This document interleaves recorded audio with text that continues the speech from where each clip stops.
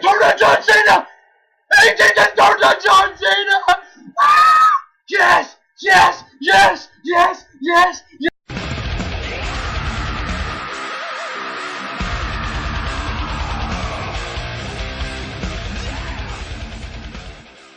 Welcome back, WrestleRanters, to the 97th edition of WrestleRant here tonight with, of course, your host, Bleacher Report, Bleacher Columnist, Level 3, Graham GSM Matthews, while wearing my submit shirt here tonight to discuss tonight's WWE 2012 TLC pay-per-view being hosted in Brooklyn, New York. An absolutely awesome, amazing, fantastic pay-per-view to close out 2012 on a very high note for WWE. Now I'm going to break down, if you did not watch the show, I will break down every single match for you right here, right now, starting with the pre-show Divas Battle Royal. Now, I wasn't home in time to watch this match. Thankfully, so I heard it wasn't all that great anyways. However, Naomi came out victorious. I'll discuss her match with Eve Torres later in the evening. But from what I saw from the brief recaps later in the night, this was a fine match. Naomi was a bit of a shocker to go over here, which I do like. Naomi, Caitlyn being the last one standing, which I did enjoy. If you do remember, they were the final two competitors in NXT Season 3 from 2 years ago. So just a brief fun fact for you there. But that was a nice surprise, though. Naomi hasn't been featured in a wrestling role since being eliminated from NXT over 2 years ago. She's been mostly relegated to being a Funkadactyl for Brodus Clay. So I'm really glad to see her finally get a chance as a singles competitor in the Divas division. Hopefully it's a common trend going forward. First official match of the show is Rhodes Scholars versus Rey Mysterio and Sin Cara, a tables match where the winners would emerge victorious as the #1 contenders for the WWE Tag Team Championships at a later date. A very fun and hot way to kick off the show. Both teams, as I've said numerous times before, have great chemistry with one another, have had great matches in the past in regular, single, standard tag team matches. The tables really help enhance this matchup. All guys having awesome chemistry with one another, a lot of cool spots. And the best part of the match, obviously, the finish when Cody Rhodes, Sin Cara came up on the ring apron, Cody Rhodes pushing Sin Cara over into the table over at ringside. It was a crazy ass spot, and I'm telling you, if you do not watch the show, you better go watch. You better go reorder and check out this spot in the opening matchup. Sin Cara went fucking flying right into the table, thus giving Rhodes Scholars the victory in the #1 contendership of the WWE Tag Team titles. This was a great way to kick off the show. I was highly anticipating the show for this match to kick off the show. Thankfully, it delivered, and I was really, really happy with the result. Pretty logical as well, especially given the fact that Cody Rhodes and Kane have a brief feud going on right now since Kane was the one that injured Cody Rhodes about a month ago. So I'm looking forward to that feud as well going forward over the WWE Tag Team titles. Up next, we had Antonio Cesaro versus R-Truth, the United States Championship. Another good match, pretty much a the same match we saw at Survivor Series from this too. I got a bit nervous at some points. R-Truth is going to win the United States Championship. Thankfully, he didn't, as Antonio Cesaro had a beautiful neutralizer and successfully retained the United States Championship. Again, a good match. The crowd was, alive for some spots, not really most of it, but they did cheer Cesaro, though. I found it pretty funny when Stryker interviewed Cesaro post-matchup, saying what were his feelings in the negative reaction, when he actually got a very positive reaction from the Brooklyn crowd. Now, speaking of the Brooklyn crowd, they were electric all night through. I was really, really happy that WWE hosted the event in this venue. New York is always a very hot crowd, a lot of smarky fans in the crowd as well. I'll get to the Goldberg chant from Ryback later in the night, but they were cheering Cesaro, they were cheering Cody Rhodes, cheering Dolph Ziggler, as they should. But even still, I found their chants throughout the night very fun. They were an electric crowd, really helped enhance the environment of the pay-per-view and the event as a whole. So moving forward, an Intercontinental Championship match between Kofi Kingston and Wade Barrett. Another very solid matchup between these two. Got hot down the stretch with numerous near falls. Kofi Kingston successfully retains his Intercontinental Championship here after Barrett went for the bullhammer. Kofi Kingston reversed and hit the Trouble in Paradise for the victory. Again, a very fun matchup. I love the chemistry between these two. And although I'm a bit disappointed that Barrett didn't win the Intercontinental Championship here, he probably will at some point. Obviously, this was not the ending sight that we saw by the end of this matchup. Barrett with the Intercontinental Championship, the Classic Championship, IC Championship, I may mind you. But even still, hopefully we will see that sight at some point down the line. He should make a great IC champion. But with this victory, it helps continue the feud between the two competitors, which I really want to see. Kofi Kingston as a good IC champion. It helps continue his reign as IC champ while continuing Barrett's chase for the Intercontinental Championship as well. My only complaint was the fact that they completely buried Barrett going into this match with his loss on Raw this past week in a minute, as well as his Trouble in Paradise received on SmackDown. So that didn't make much sense to me, but other than that, I hope the feud continues from here. Up next, we had the World Heavyweight Championship match between Big Show and Sheamus in a chairs match. Now, this was another very good match, probably the best chairs match that we've seen in TLC history. It was pretty slow paced for the most part. It was slow at the start, but it kind of got exciting towards the end, similar to how their Survivor Series and Hell in a Cell matches were. But I do like the fact that they used the chairs effectively, not for any stupid spots, as we've seen in the past. There was no clusterfuck finish or anything like that. Big Show successfully retained the Intercontinental Championship here after Sheamus went for the bird kick. Big Show moved, knocked him out with the WMD. Sheamus kicked out, and then Big Show went on, progressed to take a huge ass chair out from underneath the ring, smacked Sheamus over the back with it, and successfully retained the World Heavyweight Championship. Again, another solid matchup between these two. I really hope this is the end of the line with Sheamus not reclaiming the World Heavyweight Championship. I really don't want to see him with the world title anytime soon. Big Show has been a good champion thus far. I hope to see him retain the championship up until Mania. Again, I don't like Big Show all that much, but he's been a damn good been a damn good world champion since capturing the title back in Hell in a Cell. One match I really do want to see, although it won't be all that great. Ryback versus Big Show for the World Heavyweight Championship. Now that has the potential to be a great match. Hopefully WWE delivers on that with Ryback winning his first World Heavyweight Championship at the show of shows in a few more months. But that's many months away, but even still, this is a good match. I'm really glad with the result. So moving forward, and also we had a brief appearance by WWE Champion CM Punk, standing in the rafters or in the high box office seats, just cutting a brief promo on the crowd, attempting to get boos. There were a lot of cheers for CM Punk, obviously, but even still, it was a fine promo. It was good to see him on the show since he hyped himself being on the show this past Monday night on Raw. So it was good to see him deliver, get a brief appearance in there, and hype his match with The Rock by wearing a face. What was it? No, it was knees to faces shirt. To mock Rock's boots to asses shirt. Very funny shirt from Punk. Hopefully, he continues to wear that going forward. I'm really looking forward to the match of the Royal Rumble with Rocky. That should be very cool. So up next we had also. Let me go back to the filler matchups up as well. I'm not going in any specific order here. I was going in order, but then I kind of moved out of order. But even still, we had a Divas Championship matchup between Eve and Naomi. After Naomi won the number one contendership earlier in the night in the pre-show.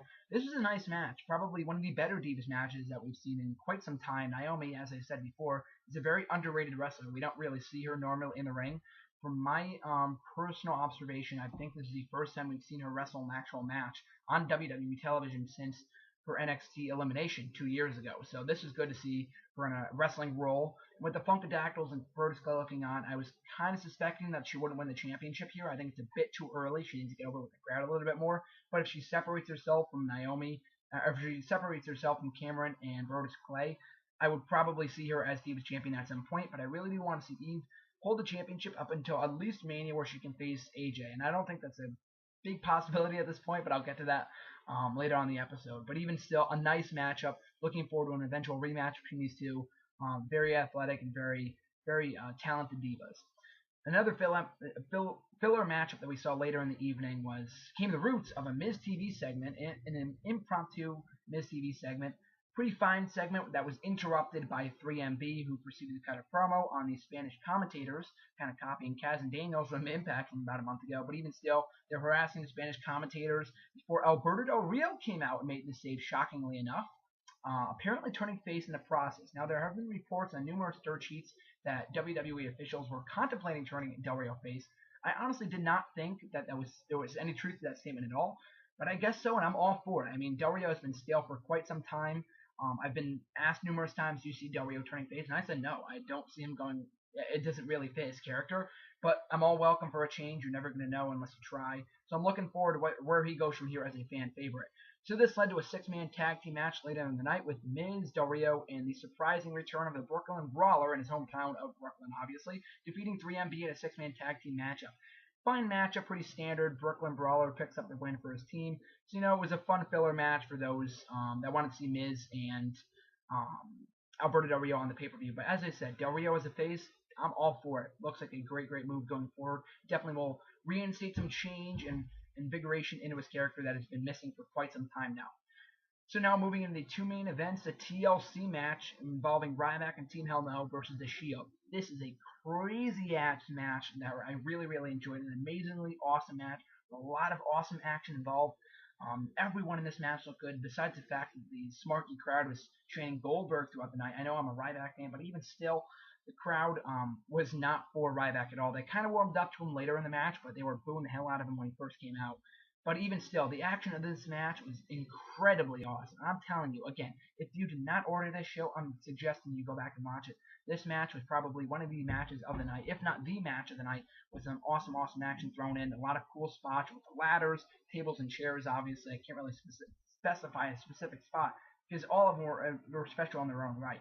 So with that being said, the finish came when the Shield hit their finisher on Daniel Bryan in the ring by putting Daniel Bryan, applying I'm sorry, I'm botching my lines here. Applying a powerbomb to Daniel Bryan through the table. Shield picks up the victory after Ryback couldn't make it back in time. Then that was before, that was after Seth Rollins went flying through the table on the stage at the hands of Ryback, which is also a very cool spot if you did not see that. But overall, again, an intense matchup. Probably one of the better TLC matches that I've seen since I became a wrestling fan, and that hasn't been many, but even still, really love this matchup. The crowd was all for it with their "This is awesome" chants. The Shield got a good pop when they came out as well. So I'm looking forward to the Shield going forward. I'm really glad they made the Shield go over here. I expected Ryback's team to go over, but Shield going over is a very smart move. If you can remember, after Nexus lost at SummerSlam in 2010, they weren't the same after that. So I'm glad they made the smart booking move this time by having the Shield go over. Really excited to where they go from here. Main event time, John Cena versus Dolph Ziggler. Another very strong matchup between these two. Cena really impressed me here with his match with Dolph Ziggler. These guys have amazing chemistry. Have put on good matches in the past, but obviously this was the best one of them all. Although this was originally scheduled to be a ladder match, they involved some tables and ladders and chairs as well. So it was kind of a TLC match essentially, and I really enjoyed that aspect of it as well. Ziggler came out looking strong, as did Cena. A lot of awesome spots, and Cena with Ziggler reversing the AA numerous times, hitting the super kick at one point. Cena went for the AA with Ziggler still on the ladder at ringside. That would have been awesome if he hit that. But there was a lot of cool spots in this match, and probably one of the best matches to date for Ziggler's career. John Cena really impressed me here, as I said before, but the finish came when John Cena was ascending the ladder after Vicky Guerrero came out with a chair. Vicky blocked her off, hit her with a 5-knuckle shuffle. Down goes Vicky. AJ and Cena celebrating the ring. Cena continued to ascend the ladder before AJ pushed the ladder, causing Cena to fall. Ziggler hits a super kick on Cena. Ziggler ascends the ladder, grabs the briefcase, and successfully retains his Money in the Bank briefcase. Mark out moment right there. That's all I can say. An amazing, fantastic, brilliant booking decision by having AJ turn heel here. I've been booking this, I've been predicting this for months now, and I'm really glad this WWE finally went through with it. She was in desperate need of a character change, and I'm glad it finally came here. It's a perfect stage for it. AJ has been stale for quite some time now since becoming Raw general manager, and hasn't been the same since. This is probably going to reinvigorate a lot of interest in her character, and I'm really looking forward to her potential relationship with Ziggler. Ziggler was obviously shocked by the move, so I can't imagine there's going to be a relationship between those two. But if there is, I'm all for it. This is great. Dolph Ziggler is still your Mr. Money in the Bank, despite all the speculation. Could be on Cena. Dolph Ziggler, your future World Heavyweight Champion, ladies and gentlemen. Perfect way to end a fantastic night.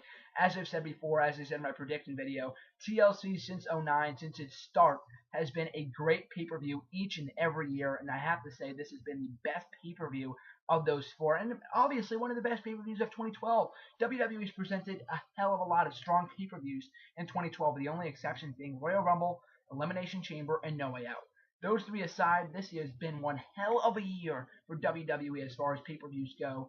Raws, SmackDown, everything, especially the pay-per-views, and this is one hell of a way to close out the year on a very high note.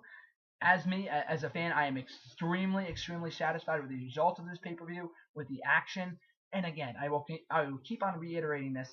If you did not order this show, or if you did not watch it online via live stream, I highly suggest you go back and order it again. A very good show, and if you did not watch it, it's your own damn fault. This is one of the best pay-per-views of the year. Love the results, love the action, love everything about it, and I'm extremely excited for 2013 going forward.